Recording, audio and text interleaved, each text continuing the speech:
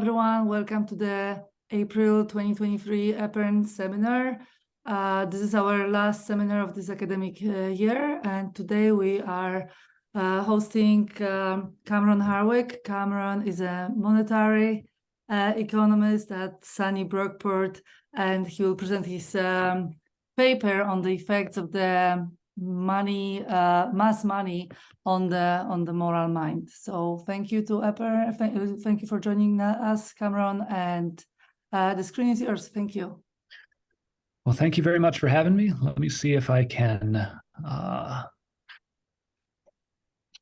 figure out the right window to share here.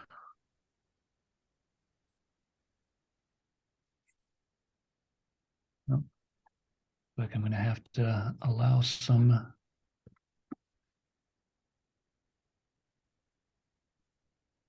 try this again. There we go. Okay. Can everybody see this? Yep, it's perfect. Thank you. Yeah. Okay, great. So thank you for having me, and thank you everybody for being here. So this is a story about how and why modern people think differently from pre-modern people.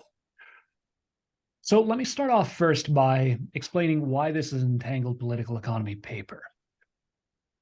So entanglement in general between different domains of life is something that falls out of this paper. So what we see is that entanglement between, for example, politics and economics arises very early in human social evolution. And it's only very recently that these have started to be disentangled. And so that story of the rise and decline of entanglement can go part of the way toward explaining, even though we as Wagnerian political economists might be inclined to model the relationship between politics and economics as entangled, this paper could go part way toward explaining why the default assumption is that they would not be entangled. Because today they are indeed less entangled than they have been in the past. And that's true not just of domains like politics and economics, but pick any two domains pairwise, right? The same is true of religion and politics, religion and art and economics, religion and economics, romance and economics. And we'll talk about each of those later on during the presentation. So the first thing I want to do is establish that moderns and pre-moderns do indeed think differently from each other. And I'm going to paint in very broad strokes here and defend this maybe a little later. So very broadly speaking, moderns approach problems analytically, break them down into the constituent parts, solve them independently, and it's a very powerful way of solving problems. But pre-moderns don't tend to do it that way. Problems tend to get approached more holistically, more as unified wholes without breaking them down into parts. And very often, as we'll see later in some examples, pre-moderns will very often even be reluctant to use syllogistic logic, at least explicitly. We tend to see that moderns are individualistic in the sense of locating their moral worth as individuals as opposed to as members of groups. This one's going to sound a little weird to some people probably, but I'm going to argue that moderns are much more morally rigorous than pre-moderns, who tend to be more morally pragmatic. Now, that sounds odd to us for reasons I'll explain later, but basically, we are able to take our sacred values much more seriously, even though they are perhaps less pervasive through our life. Right? We have a much larger domain of profane action, but the values that we do hold sacred, we hold them much more rigorously than pre-modern people did and separate them from economic domains. Finally, language itself is used somewhat differently, right? We tend to think of the purpose of language as communicating factual information. And we have maybe a different register for literary or figurative language, and we tend to think of those as separate kinds of things. That wasn't the case in a lot of pre-modern writing or speech. Not that language was more figurative, but that there wasn't a sharp distinction. And if you read any ancient literature, and a lot of it will strike you as kind of fantastical or confabulations, it would strike us today. A lot of maybe exaggerations. But the distinction just was not that sharp prior to the modern era. Now, for a lot of you, this is going to raise a lot of red flags. And I'm going to have to justify painting with this broad of a brush. Now, of course, there's variation and gradation across both space and time. But there is also a very clear syndrome of modernity that manifests in broad differences in approach psychologically along approximately these lines. And I hope to show analytically why it makes sense to paint with a broad brush like this. So numerous authors have pointed to something like this difference, and they pointed to different aspects, and they have different stories of where it comes from, but lots and lots of people are pointing to something like this difference. Max Weber, for example, talks about rationalization, the increasing rationalization of life. Karl Polanyi talks about how modern moral sentiments are shaped as kind of a reaction against markets. And this is going to end up actually being kind of an anti-Polanyi story or a reverse Polanyi story. This is Joseph Henrich's recent book, The Weirdest People in the World, that I draw on in the title. Weird for Henrich is an acronym for Western Educated, Industrialized, Rich, Democratic. And he uses this as a shorthand for this syndrome of modernity. And this list in the previous slide was drawn mainly from Henrich. Some of you have probably read Johnson and Koyama's book, Persecution and Toleration, where they talk about modern moral sentiments like tolerance being not really possible under pre-modern institutional arrangements. Some people have approached this question religiously. We have a different relationship with the sacred today than a lot of people in the past did. But I'm going to focus on what I think is a really underrated account here from George Simmel's Philosophy of Money. Now, the Philosophy of Money was written by George Simmel in 1906, and Simmel's a sociologist. And he tells a story I'm going to call the Simmel Hypothesis. So let me sketch this in broad terms before restating it in, I think, language that will be more familiar to you and me. So for Simmel, money is a pure means, as opposed to an end in itself. We don't desire money for itself in any capacity. We only value it for what it can do for us. And that's different from most other things, right? There are things we want because they're means to other things, but to some extent, things are individual. Money is not individual. Money is fungible. And so what money does is it dissolves distinctions between formerly incommensurable domains of life. This thing's valuable, this thing's valuable. How do you compare them? I don't know. But if you have money, if you express them in money terms, all of a sudden you can express them as a price ratio. This is worth, 2.5 of this, things like that. And so what this does, according to Simmel, is it doesn't dissolve the distinction between domains of life. He talks about dissolving qualitative distinctions into quantitative distinctions. But what this does is it frees domains of life from the constraints of economic necessity. And I'm going to break this. I'm going to spend a lot of time on what that means. So what this paper does is it's going to retell this Simmel story, especially from his chapter on individual freedom. It retells the Simmel story as a story of changing cultural evolutionary constraints on a signaling game, specifically a signaling game that coordinates the division of labor. Now, I want to start by saying that the division of labor is something that needs to be coordinated, and it needs to be coordinated with signals. I put myself out there, I expend some costly effort, I want some assurance that that's going to be reciprocated. it's not going to be worth it for me if I don't have that kind of assurance. Now, the usual story we as economists tell is this, Crusoe and Friday story. They're on their own. They come together. They realize that they're better off. There's gains from trade, right? Problem with the story, especially as we start to scale up from Crusoe and Friday.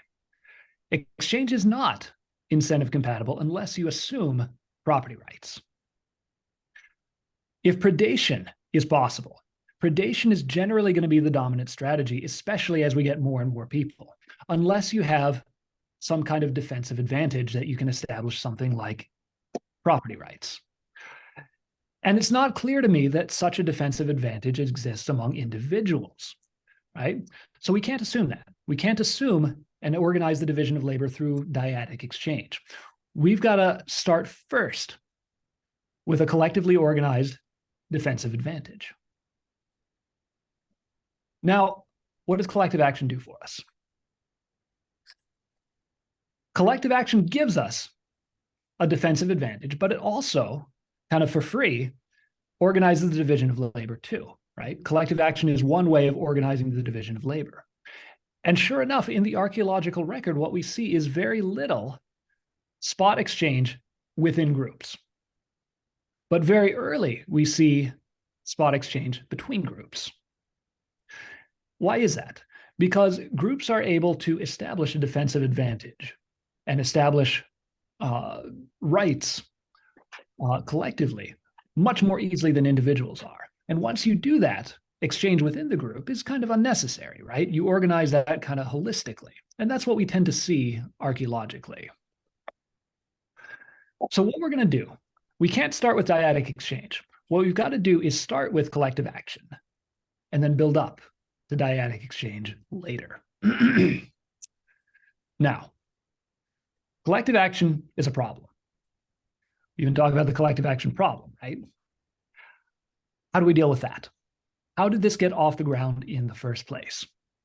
The basic problem is that there is no potential strategy that is incentive compatible for all members of a group in groups larger than about 5, right? Homo economicus cannot participate in collective action without an external enforcer.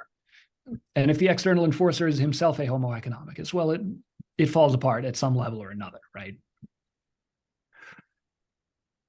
But here's the optimistic conclusion. Even if collective action is not a Nash equilibrium, it can be evolutionarily stable if we have competition and selection between groups, not just between individuals. So groups with more cooperative individuals are going to outcompete groups with fewer cooperative individuals, as long as cooperators can assort with each other. So you have this assortativity so that cooperators can gain the benefits of cooperating with each other and exclude. And they have to have mechanisms to exclude and suppress non-cooperation within those groups. Now, I talked about this problem at length the last time I presented here in the Inside and Outside Perspectives paper. So that's kind of the background to where I'm coming from with this. But now let's ask another interesting question. What does this feel like from the inside? Subjectively, as somebody in part of these groups, if I'm a Homo economicus, my subjective states are very easy to understand, right? I pursue things, I desire things in my own interests. Now, if that makes collective action impossible, if there's selection at another level other than the individuals who are actually consciously formulating the strategies, this is going to look like, or this is going to feel like, non-instrumental values. So I am desiring things not because they are in my immediate material self-interest, but I desire things for their own sake, kind of regardless of my own more objective material interests. Specifically, group loyalty. I am loyal to my group not for what it can do for me, because if that were the case, then defection would be the Nash equilibrium.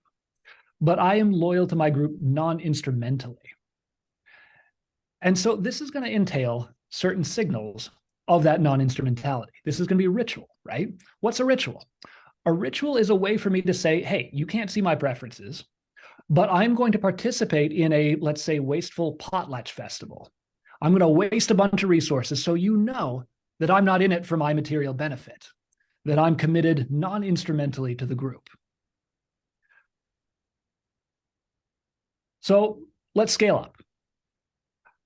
That works fine for personalistic groups, but it doesn't really scale. So what happens when we get groups larger than can be really coordinated through a single deliberative collective action context? Things are going to look similar in a lot of ways, but what we're going to get is factions. We're going to get a more refined division of labor just because the size of the market makes that possible in a way that it's not in really small groups, but that's going to fall along interest group lines. And it's gonna, there's a lot of moving parts to why that's the case, right? Basically, the way this works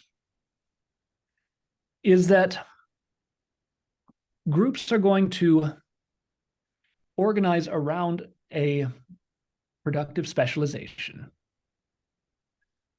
because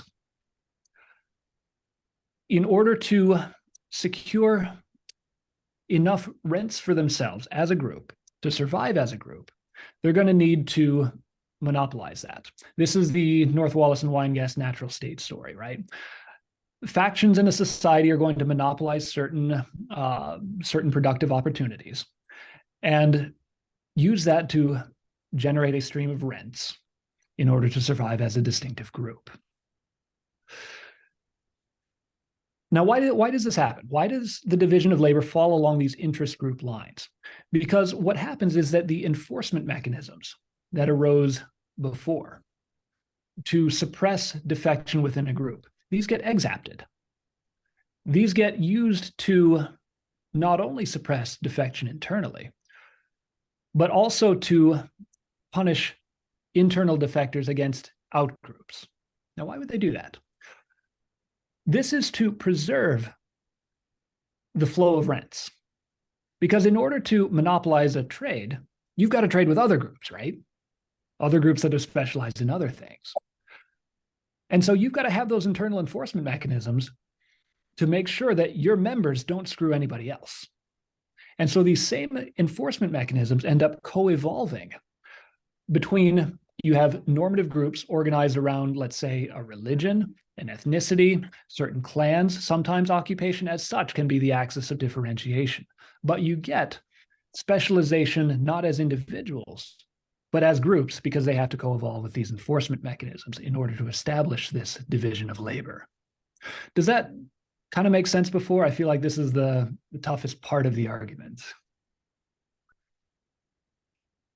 All right. So again, we're going to ask, what does it feel like to be inside this kind of structure? We're going to call it clientelism. North Wallace and Weingast called it the natural state. Different authors have different words for it. I'm going to call it clientelism in the sense of being organized by personalistic loyalty to groups centered around some non-instrumental value, right? These can overlap.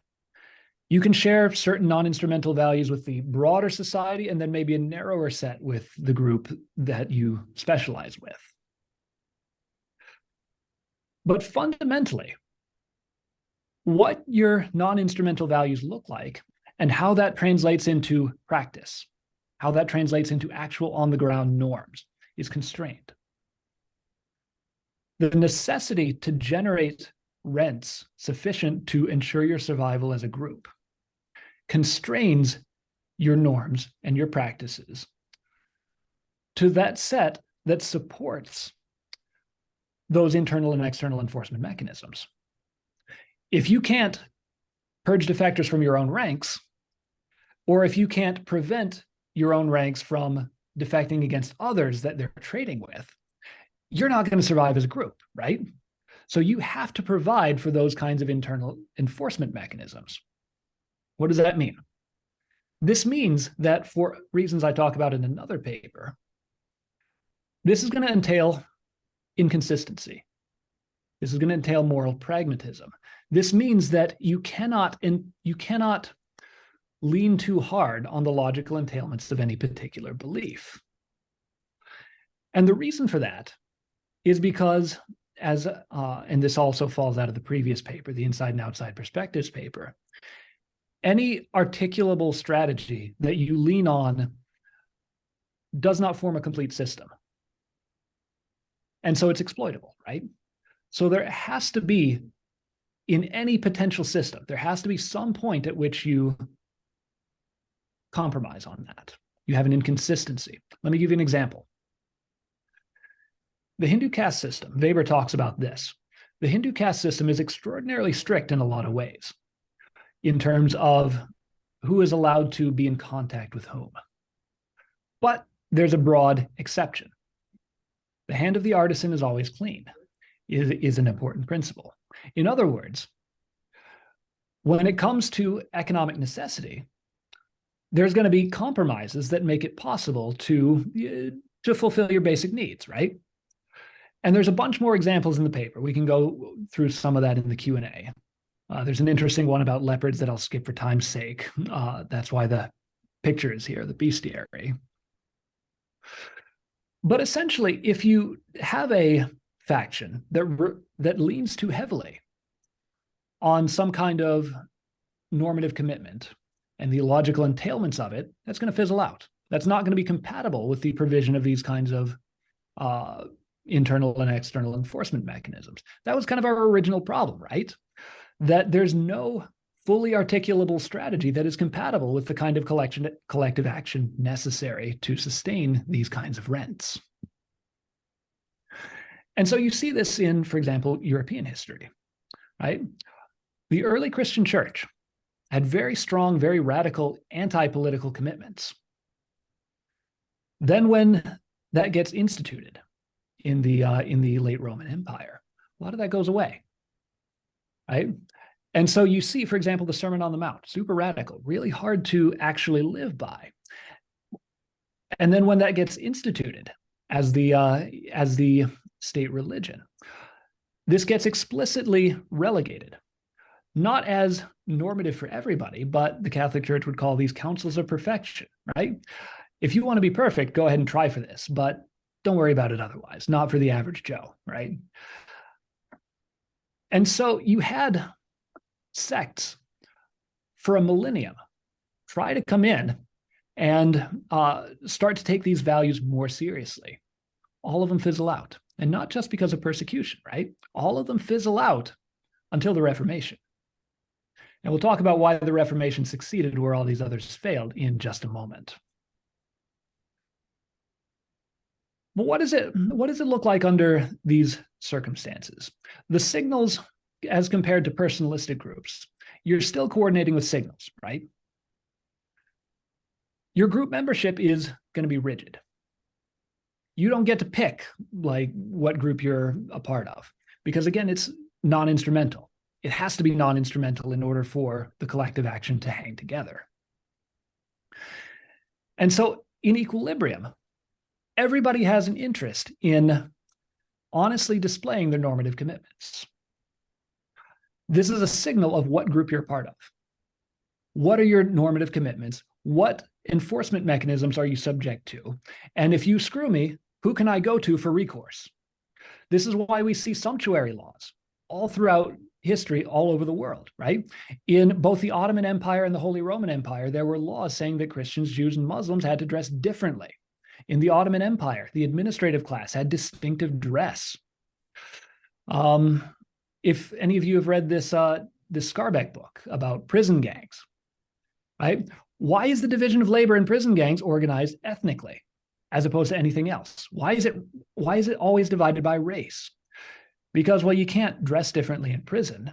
So you need some other visible signal, quick to tell you, hey, some guy just sold me a bad batch. Who do I go to? You know immediately just by looking at his skin color, right? So these visible signals that are not subject to individual choice, whether that's religious, ethnic, sartorial, something else, these are going to be the signals that coordinate the division of labor under this kind of clientelist setup. Now let's bring in money. How does money change things? So money has existed for a long, long time, right? But for most people, throughout most of this history, most of their needs were not satisfied through money. Money was more for external trade. Money was for a mercantile class. But if you're just an average Joe, right, you don't really deal with a whole lot of money. So the money economy really becomes possible. It takes off. You get market integration. When you have not just different groups jockeying with each other for rents in the North Wollaston wine gas natural state, but when you have an overarching group imposing property rights between groups and enforcing them between groups. When this is happening, all of a sudden, money stands in as a signal in these same senses. Money is a signal of the expectation of reciprocation in the sense that if you give me money, that's a signal that my costly effort will be reciprocated, not necessarily by you, but by somebody in the future. So money stands in as a signal in the exact same way as ritual did, as these sartorial and ethnic markers did. But the important difference is that money is now incentive compatible. There's no collective action here. There doesn't have to be, right? The collective action is already taken care of in the territorial law aspect of this. And so I don't have to hold anything non-instrumentally. I can regard money as a pure means. And so what happens is that money is going to take over the coordinating function of a lot of these previous institutions. And now this is the story that we as economists are more familiar with, right? Money coordinating the division of labor. Now, if you're a naive functionalist, you might look at this and tell a secularization story, right? Now that money takes this over, now we don't need these non-instrumental values, maybe they fade away. But that's not what we see. Maybe within some domains. But more broadly, what we see is that because these values were held non-instrumentally, we didn't believe in these things because of what they could get for us. And so if what they get for us changes, well, we don't necessarily stop valuing these things, do we? But what it does do is it removes that constraint of economic necessity on them. Now, all of a sudden, we have these groups centered around these non-instrumental values, but they're not constrained anymore to provide the kind of internal and external enforcement mechanisms that allow them to specialize. Now groups can be kind of self-justifying. As Simmel says, now these domains of life can evolve according to their own internal laws. Now we can have these radical commitments, and they don't fizzle out, right? So why did the Reformation succeed, where previous attempts to do the same thing had failed? Well, what we see is it's not just the printing press. The increasing monetization of European society around the 1500s, or by the 1500s, made it possible for a religious group to succeed and to spread without having to provide for these kinds of enforcement mechanisms that would have been necessary for a group to survive on its own previously. This is going to allow us to take certain values much more seriously, much more literally, and lean on the logical entailments of those a lot more heavily. This is how we get rationalism. Rationalism would have never been possible without this, right? And again, we see there's a Soviet anthropologist who tells a story about going to Central Asian villages. They will not follow syllogisms, not because they're dumb, because their kids who are Western educated are fine with this, but because syllogisms are it sounds like trickery. If they don't trust you, they're not going to follow you down this thought experiment, right? And so rationalism only becomes possible when the possibility of these types of defection in a collective action game, when those get removed. Well, now all of a sudden I've got to provide for myself with money, and money's trustworthy, right? I don't have to trust anybody's good intentions when I pay or get paid. That makes rationalism possible. And in the religious realm, that's fundamentalism.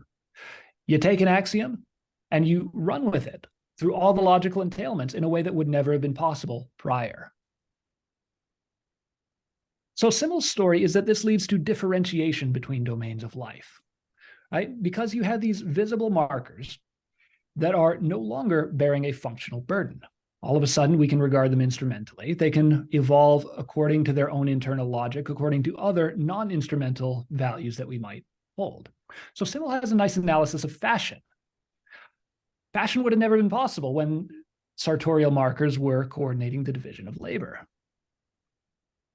And so we see not only differentiation within domains, like different fashions, but we also see differentiation between domains. Things like separation of church and state, things like the disentanglement of politics and economics. So let's cycle back to our first slide and again ask, what does it feel like from the inside to be in this kind of situation?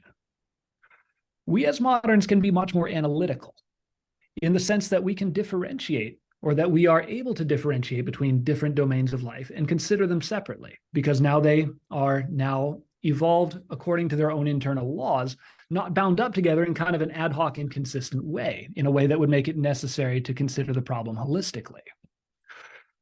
We moderns are more rationalistic in the sense of taking our value statements seriously, literally, and thinking through the logical entailments of those in a way that would have been disastrous for the collective action provision previously.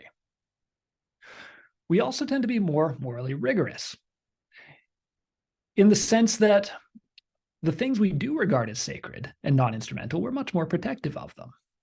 So if I were to pose the question to you, hey, jail is not great. Let's be more humane. And instead, if somebody murders somebody, instead of jailing them, let's impose a monetary fine. Now you're thinking, wait a minute, alarm bells. What's the problem with that? Well, now we think about, some billionaire somewhere going, yeah, a couple murders, that's in my budget constraint, right? So we don't want monetary calculation touching something sacred like life, but that would have been completely unproblematic for much of pre-modern history. Hammurabi's Code, Wehrgeld, both have provision for monetary fines for crimes up to and including murder. And finally, we also tend to be more individualistic in the sense that the locus of our economic provision for ourselves is now individual specialization, not the enmeshment in a group and its enforcement mechanisms. So let me run quickly through a few examples of this. Art now is driven. Sorry, I'm gonna ask you something. Sorry, usually don't interrupt, but I think I didn't understand this from the paper, and maybe others have the same. So why we are not okay now, but we were okay, back in the day with payment for murder? Was it because the group was responsible then for that payment? Like, what's the mechanism that this was that explains why this was acceptable to pay? If you murdered someone, to pay. Yeah, partly it's because you're right, the clan would have been responsible for that, but also partly because this connotation of rational calculation just was not there. And so people weren't thinking in the sense of, yeah, my budget constraint lets me afford a few murders, right? As a matter of fact, let me go back. There's another example here. You and I today think of money as, again, perfectly fungible, right? Money makes anything with a money price comparable. This was not necessarily the case in a lot of pre-modern places. There's a lot of examples in places all around the world, South Pacific, Sub-Saharan Africa, of places with a variety of non-fungible monies that are used in certain domains, but not others. And there's some like monies, and there's debate about whether to call it money or not, but some sort of media of exchange that does have this kind of non-instrumental ritual significance. And so because these domains of non-instrumentality were impinging even on what we would now call the economic, there wasn't the taint of rational calculation that we are now so jealously walling off from everything else. Does that kind of answer your question? Other questions? Okay. With that, I'll run quickly through a few examples. So art, for example, took a very different turn in the modern era than it ever had previously. Why? Because it's now maximizing values internal to the artistic community. It's not bound up with other domains and dependent on them for generating rents. So previously, art was very much tasked with things like buttressing political legitimacy, things like religious adoration, things like that. Now, if art is its own differentiated domain, maximizing values internal to that, now we can spin off into very, very weird directions. Mondrian would never have been possible in the pre-modern era. How about romance? Right? We today feel very icky and weird about putting money near romantic connection or like paying for romance. But cross-culturally, dowries and bride prices are very, very common throughout the pre-modern world. Religion we've talked about. The painting on the opening slide was Jesus overturning overturning the tables of the money changers in the temple. Now, this is very easy for us to understand. Like, what are the money changers doing in the temple? This seems kind of like corrupt, weird. Wouldn't have been weird at the time, right? This was a very weird thing for Jesus to be doing that would have made no sense at the time, right? It would be very common to regard religion transactionally. There is a principle in Roman religion, do des, I give, therefore you may give, right? You supplicate the gods, they give you blessings, and it's transactional, right? There's nothing wrong with that. And even even in medieval Europe with indulgences, right? Penance had a definite monetary price in a way that would strike Protestants and probably even most Catholics today as, kind of weird and what are you doing, right? And today what we also see is occupations even will attempt to sacralize themselves in order to wall themselves off from economic calculation. Right? So teachers, for example, doctors, if you think that education or healthcare is sacred, then this is going to basically take this off the table of political budgeting and of considerations of trade-offs in a way that would have never been possible in the pre-modern era. You can't make this argument in the pre-modern era because, well, your constraint is, well, the group doesn't survive, right? So let's conclude. The human evolutionary niche is provision for ourselves through collective action, in one way or another, in an incentive incompatible game. This incentive incompatibility has been gotten around in a huge variety of ways, but fundamentally, this is going to select against consistency. This is going to select for non-instrumental values. And then when we replace that incentive incompatible game now with money, which is incentive compatible, this is our ordinary economic story, fast forwarding to the present day. Where do our non-instrumental values go? Well, they can even intensify. They spin off and become more self-consistent, more rationalistic. And so our values, our thinking, our approach to problems fundamentally depends on the ability to coordinate the division of labor with money as opposed to these other potential ways that it's been coordinated in the past.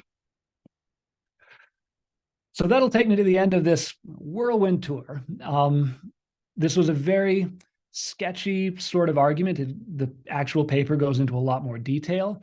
So if there's any part of this that you felt was sketchy or that you're skeptical of, or if you read the paper and didn't buy it, we can talk about that now. Yep, excellent. Thank you. Thank you for the presentation. So let's open it up to questions. Whoever wants to get us started. And you're, I mean, the very provocative argument. I don't know if I'm fully on board just yet, but I definitely need to think about it quite hard, because it's very, very interesting. So as we wait for people to form their questions, I guess one thing that I would like you to comment on is in one of the footnotes you comment on, like, oh, for the strength of the argument, I'm gonna stick with the orthodox economics, I believe, was it? I am paraphrasing, but that's what you're saying.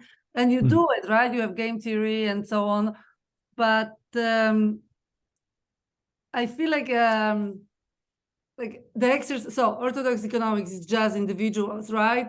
There's the society doesn't really enter, right? But so that's sort of like why you have to have that first part of the argument, because you're starting with a framework that doesn't allow you for that for social phenomena, right? But if you were to start with sort of like a more classical perspective, then I don't know if that would be necessary. And I don't think it weakens your argument, like the later parts.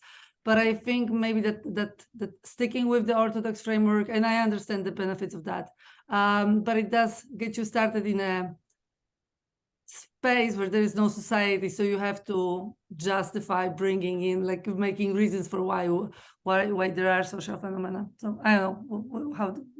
Yeah, so you're right. A sociologist might read this and say, well, why are we spending all this time talking about why society is necessary? And, fair enough. Part of this might depend on how broadly you construe orthodox theory, like how much of a straitjacket is that? I don't think it's much of a straitjacket because, as you pointed out, right, I'm not sticking with narrow economic theory and atomistic individuals. What I am doing is using these tools to show, well, society is a thing, it's necessary. And that to me is a more satisfying explanation. And partly that's just my perspective as an economist. But personally, I'm not satisfied with just assuming the importance of these things like a sociologist might do. So that's hence all the perhaps tedious background. Right. And I think, maybe there's another story here to be told about the institutional entrepreneur who creates those rituals, right? Like they don't come from nowhere. Anyway, let's allow others to ask their questions. So I have Vlad and Pedro and Michaela. So Vlad, let's go to you. Thanks. So yeah, very interesting paper, as usual. So as a general comment, I think you are trying to fit too many things in the paper. So because of that, it doesn't have a very clear argument. So maybe try to just narrow down exactly what you want to say. So now, in terms of something that I didn't really follow your argument, but I think it may be a very important part of it, is the stuff about division of labor. So I know, like, the regular account of division of labor, why we have division of labor, but you're saying, well, there is this prior mechanism for creating division of labor that is based on collective action and kind of group selection, if I understand correctly. So I don't understand that mechanism. And I assume that however I think there must be something to your argument, because division of labor did not start with money, right? It existed before. So then it's true that it must be some sort of other mechanism for creating division of labor. But yeah, so on one hand, I don't really understand what your theory is about how exactly this happens. And then whatever the mechanism is, I assume that the division of labor that it creates is different than the division of labor that would be created by money. Yep. So then the change is not just that we have a different mechanism for the same thing, is that we're probably having a different type of division of labor, maybe deeper division of labor. right? So, yeah. Yeah. So to your first point, I think you're right that maybe this is an organizational issue of how to go from step to step here. So the basic issue is that the division of labor, if that's something you want, is something that requires coordination, because that's not by itself incentive compatible. And then, having established that, there's the argument of how we got that initial division of labor, more, scaling up from autarkic individuals. That argument, so let me clarify, which part of that were you asking about? The part about where the collective action comes from, or why the division of labor needs to be coordinated? Yeah, not about where the collective action comes from. I think that's pretty clear. But just how does collective action create a particular type of division of labor, right? So if we go like very, very early on, there's like a division of labor between hunters and gatherers, stuff like that.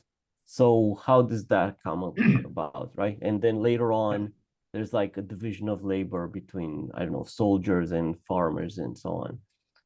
So you're saying, well, there's a collective action mechanism that is creating that structure.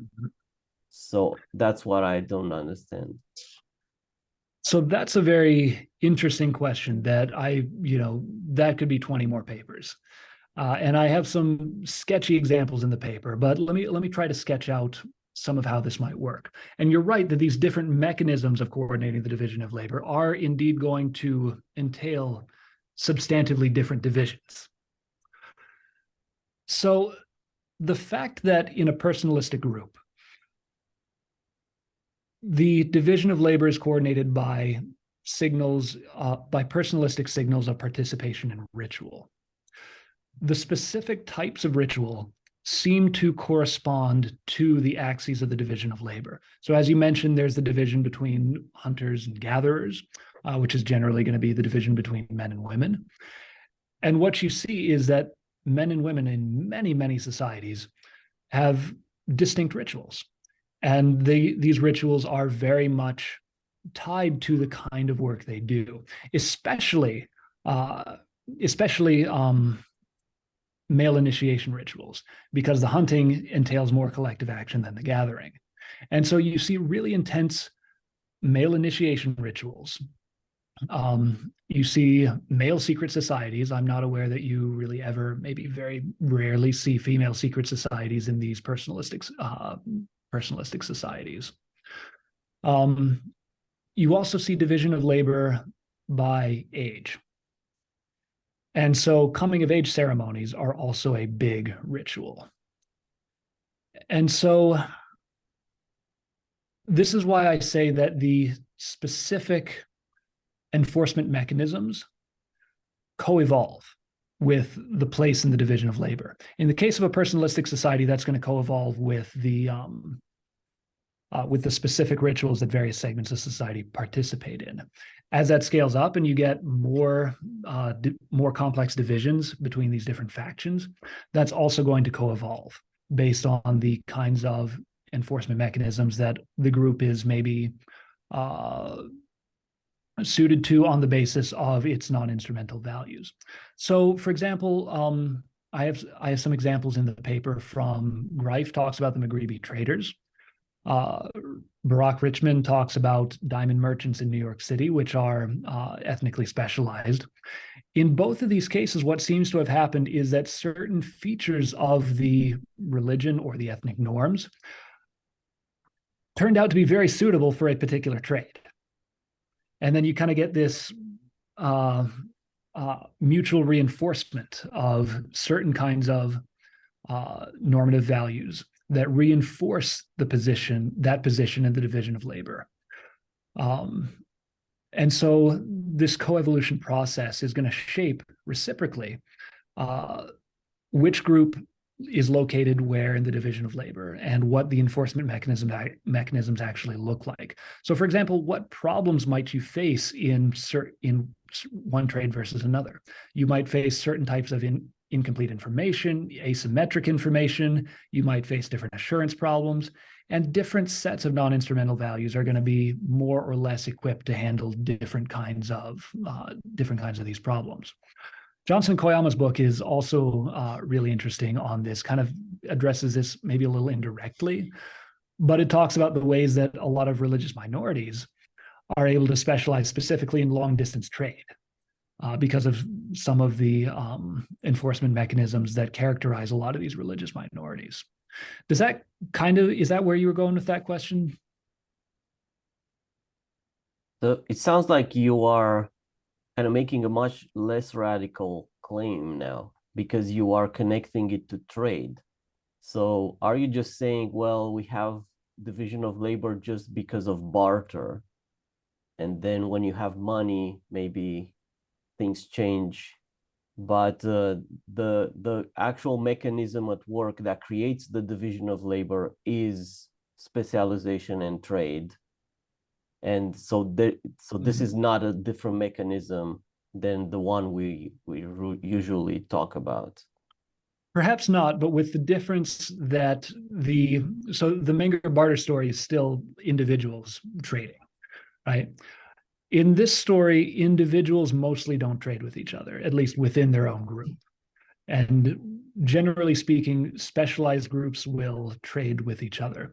And you can see this in kind of stereotyped ways. I cite the example from Malinowski of different villages trading fish for vegetables.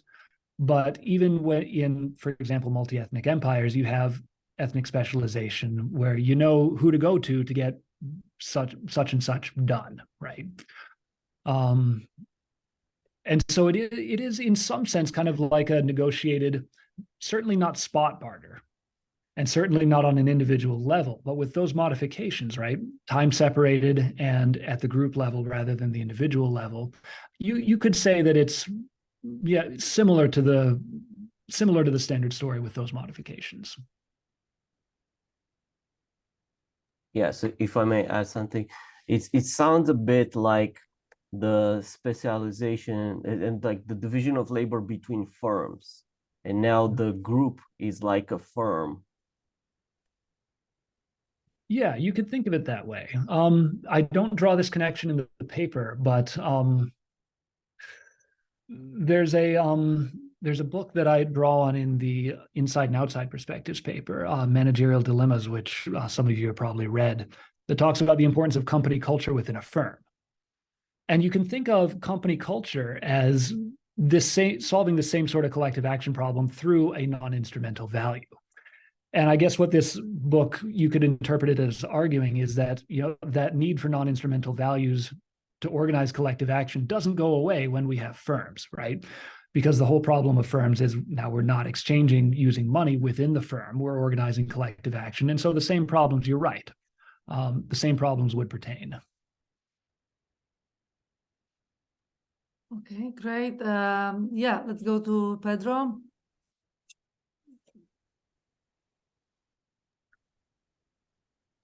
First, Cameron, thank you so much for the paper and the talk. I believe I kind of read too fast, and it's a paper that I think I need to read like 3 or 4 times to kind of start getting on it. But I also appreciate that Vlad took some time so I kind of could formulate better my question, but they're still kind of weak. So some of the points that are still puzzling in my head is your use of this the weird framework, the Western one. And I remember when I started reading, you mentioned like the framework of the Western way of like the moral design and so on. And then you make this connection with money and so on. And the first question that came to my head is that, okay, if we go to the history of money and the emergence of money, it's not in the Western. So I was curious about what your explanation for money being an instrument that has kind of a history that is like, I remember reading papers on Asia or Africa and so on. And I was like, okay, so what happened then? if money pop up there first, what is the unpacking of that relationship between money and the Western?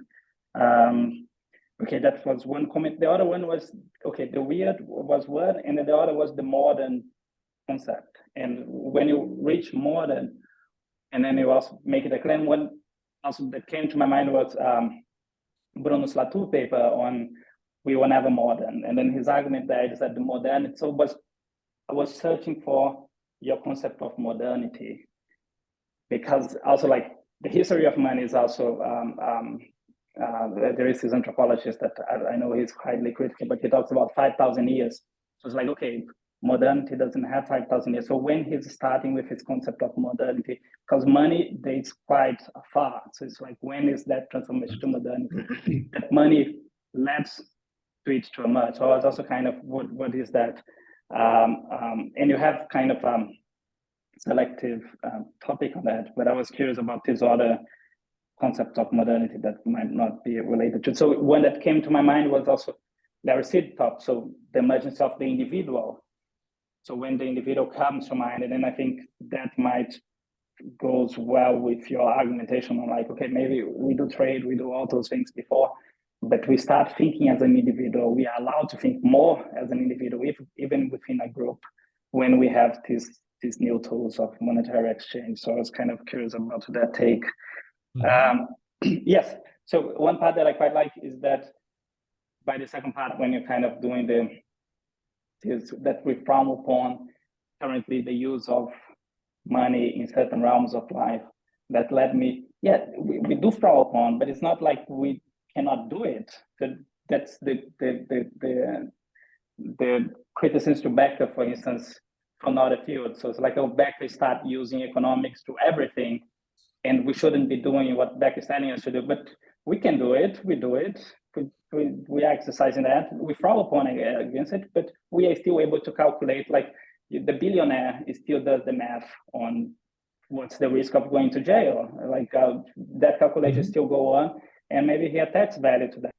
He attaches some money to that. But like we don't, like the weird people, we don't like us to do, but we still are able to do it. So sorry if I take too long. So I was just curious about this topic, like what's the Western in your topic and why it come upon the modern concept, what is modernity in your, like more, that's the relationship, and that's like on our impossibility of doing calculation on realms beyond the, that's kind of things that I got puzzled. If you can address some of them here, don't worry, we can also exchange something else later.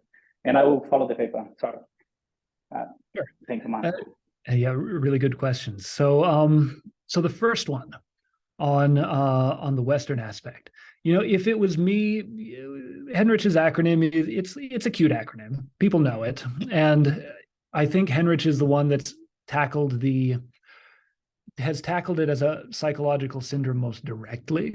But if I were to come up with it, I wouldn't necessarily pick those 5 qualities, right? It's certainly true that that this syndrome originated in the West. I think there have been arguments that that there have been pre-modern precursors. I've seen the argument that that ancient Greece was at least to some extent weird. I don't know. I am not able to evaluate that, and so I'm not married to a particular location of its origin, though historically, at least in the sense that we see it today, it does seem to have originated in and then spread out to, originated from Western Europe and spread out from there. You also point out that money itself is not necessarily, the history of money is not Western history, which is also true, and is, again, why I would prefer to talk about modern versus pre-modern rather than Western versus Eastern. Because I think it's true that a lot of what people point to as Western versus Eastern psychology is a remnant of modern versus pre-modern. And I think a lot of, like, for example, what's the name of that book? The Geography of Thought. I think most of that is just weird, not weird. And that distinction seems to be disappearing very quickly as East Asia modernizes, at least in some respects, maybe not in others. So why is the history of money so much older than the history of modernity then?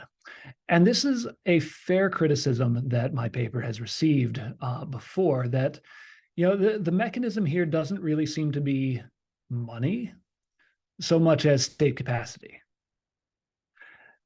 And I think this is a fair criticism. I do think that Johnson and Koyama tell the story with state capacity, and state capacity kind of operating directly on norms. The story I want to tell has money as kind of the proximate cause.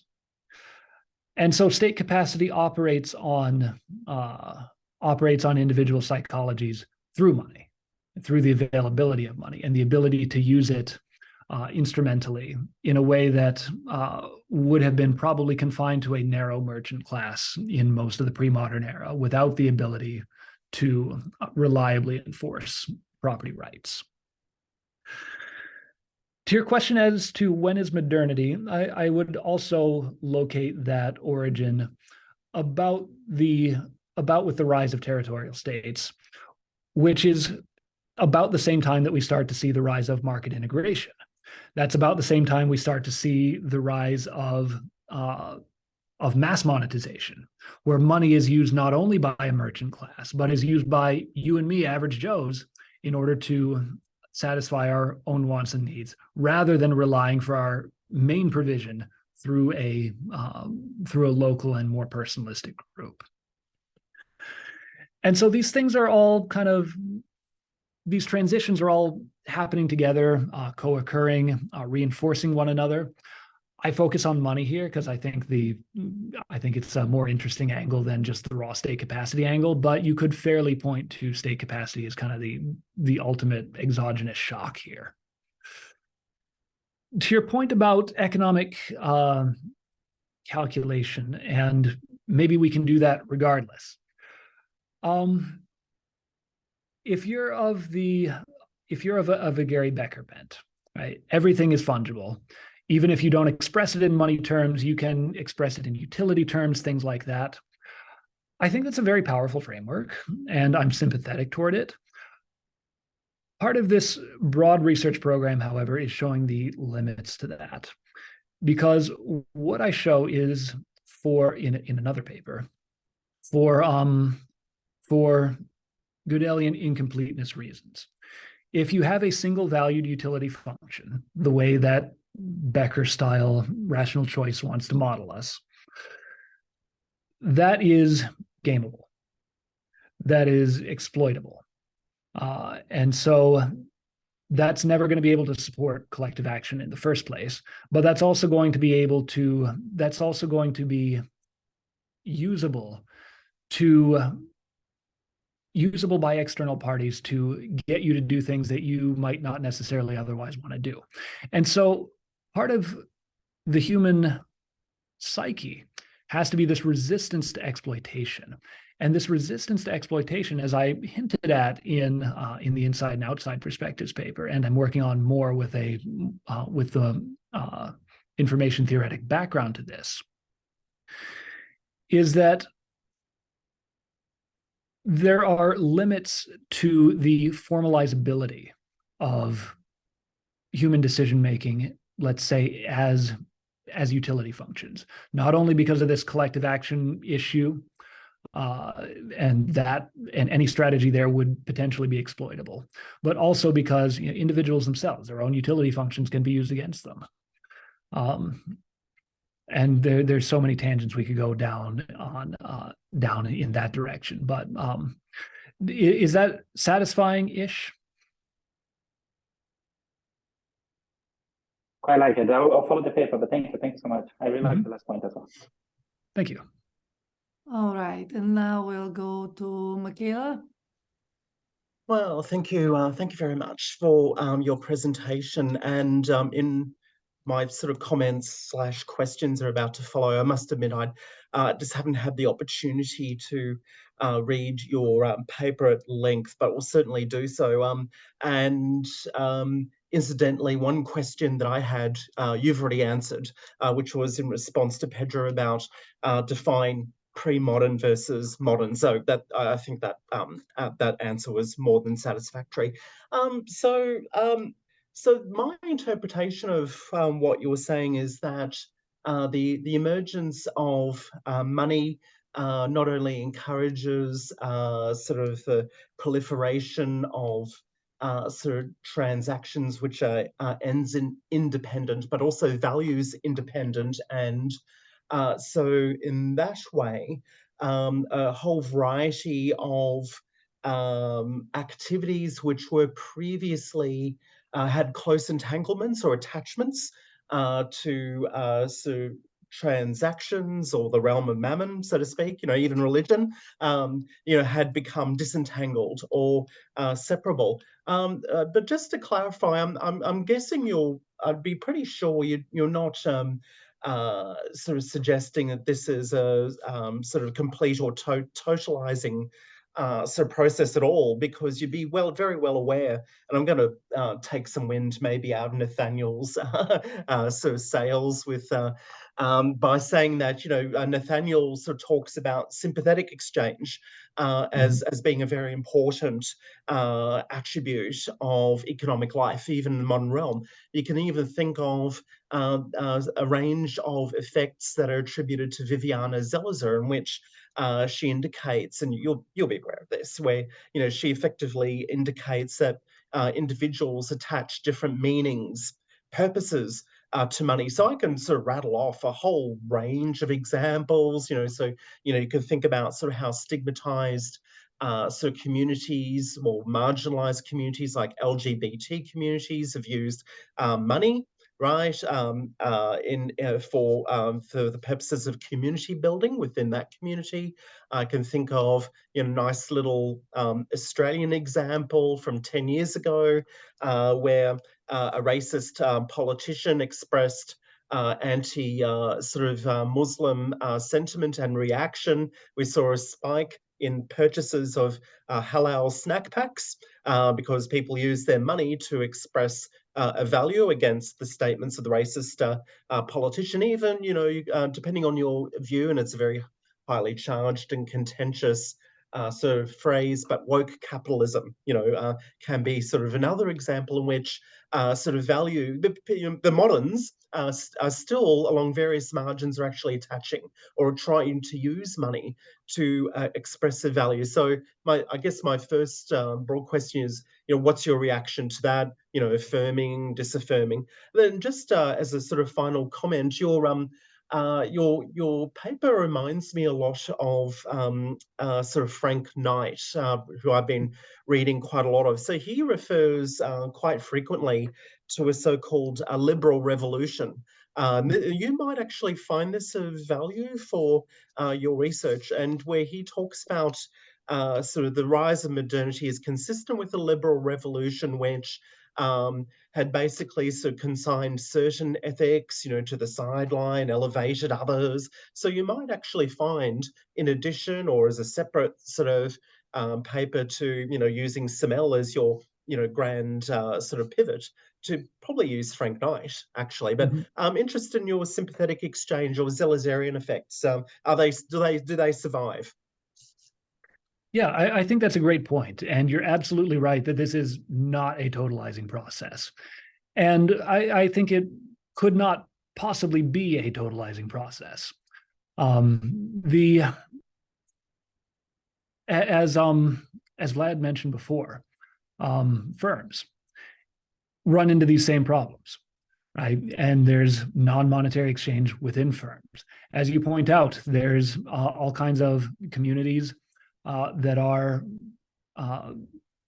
for one reason or another are not able to provide for themselves purely based on market exchange. In fact, some of the examples of ethnic specialization that I talk about in the paper are even from the modern day, right? The Richmond example of the diamond merchants in New York City, that's a modern day example. And that becomes necessary when a group is not able, not willing, or find some other reason why they are better able to provide, why these internal enforcement mechanisms can even be better in certain cases, for example, like extreme information asymmetries, which would characterize the market for diamonds, for example, right? In these cases where it's difficult, maybe in like super high transaction cost environments, these kind of pre-modern examples might still be useful. And, you know, the Skarbek example I mentioned too, right? Lots of people outside the legal system are going to organize themselves in a way that still very much looks like pre-modern economic organization. And the parallels there are very, very striking between, you know, Skarbek's prison gang example and North Wallace and Wine-Guest natural state. They look the same. And I think there's reasons they look the same. You also talked about, for example, expressive purchasing. Expressive purchasing, I think, it clearly exists. I do think one of the more, I don't want to say concerning, but because you may, or, you know, value judgments can differ. But I think some of this might be a symptom of of a broader de-weirding, in the sense that there seems to be more of a push to organize political coalitions, and eventually this is going to be economic coalitions around interest groups, around particularly race in the US, is becoming a major wedge against this sort of against this disentanglement process. And you see very powerful forces pushing toward re-entanglement.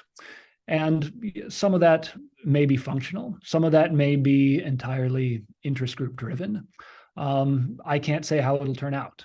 Is weirdness stable over the long haul of centuries? I honestly have my doubts, but that would be another paper.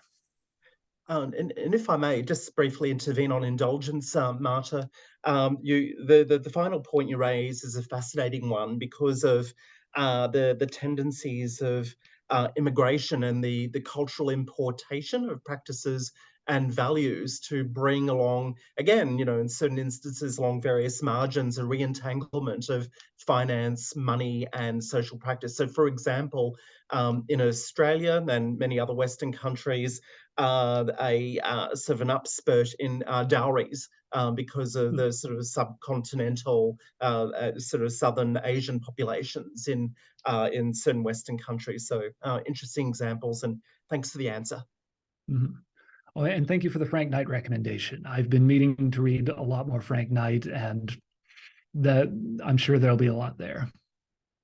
Maybe there is a reading group idea in the midst here, because who wouldn't want to read Frank Knight, right? Right. So, all right, we have room for one more question. So Nathaniel, you have your hand up. So let's go to you. Yeah.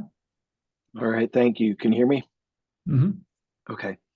It occurs to me that you have the opportunity to create a model here that places division of labor through money in tension with division of labor through cultural means. And I think that's what you're doing here. But I think to create a formalized model here, it would be helpful because some of your examples are even those of modern situations where the cultural division of labor is better than the money division of labor situation. Mm-hmm. So a formal model might there, get you some traction in other groups. And I guess I got to that question by thinking about what moves us back to vicious faction. And I like to distinguish between vicious faction and virtuous faction. Mm-hmm. And I'm thinking about the current political climate in the US.